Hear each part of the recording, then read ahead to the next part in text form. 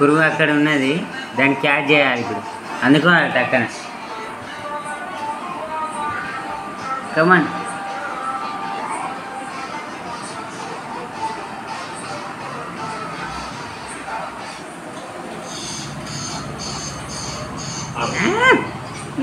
నీకు నీకు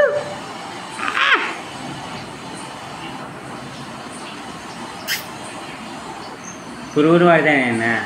ఆ పెద్ద పురుగు తిందామని అది అటు ఇటు పోతాను. అగో